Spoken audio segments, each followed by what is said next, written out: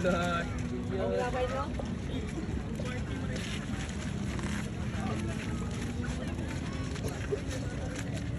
So, good day, sir. We are here in your town, and we are from Crystal Lake College, BSMT students. So, we are here to gather more information about health and environmental issues in your hometown, which is Baclayon. We're glad that you're here, and so we're happy that I can share you some knowledge about our place. Okay, how about unsa man ang day ato ang unsa man day atong tuyo nganong namo nini? So, first, sir, we know what is your name and By the way, I am Robert Alger Opus, the sanitary inspector of Baclayon, at the same time the pollution officer slash co-development officer of Baclayon University. so here, the first question, sir. How's the environmental conditions in your chosen town or which is Baclayon? How it affect residents' health? By the way, with regards to that issue, the primary environmental issues that affects the residents' health, so una na is the illegal disposal of non-segregated waste. Kaya nga naman, kanang pag illegal disposal ana makaresult na o contamination sa atong mga water source. So, kung dunay contamination sa atong water source, dunay tendency nga dunay mga gastrointestinal problem, illness.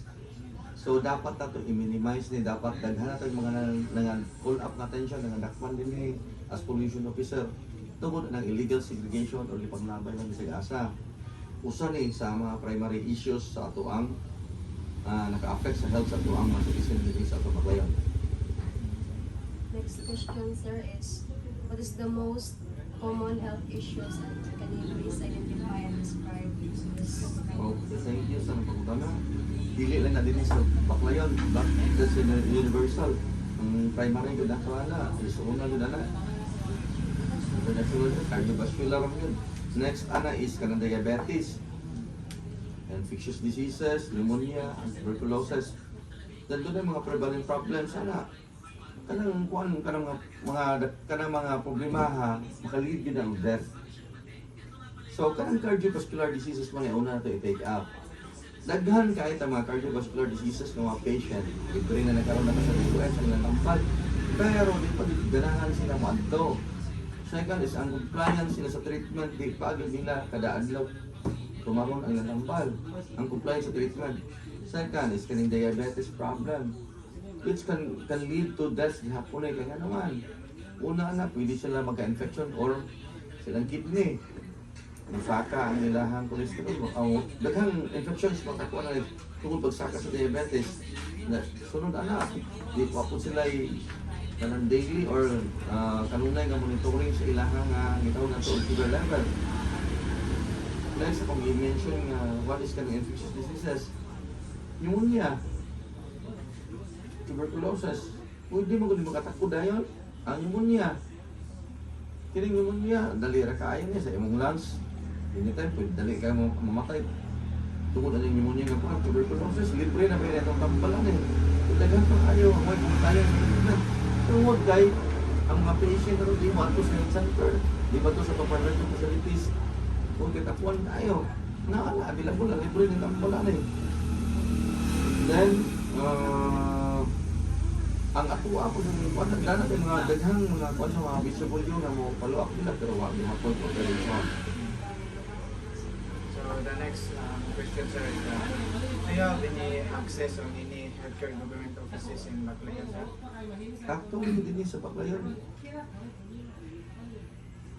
Tanang mga resident din or mga constituents ng Baclayon, doon na sila access because going to the lower levels up to ang gitaw dato na o kanang puro doon na tayo mga visible monitor di sa tanong anak.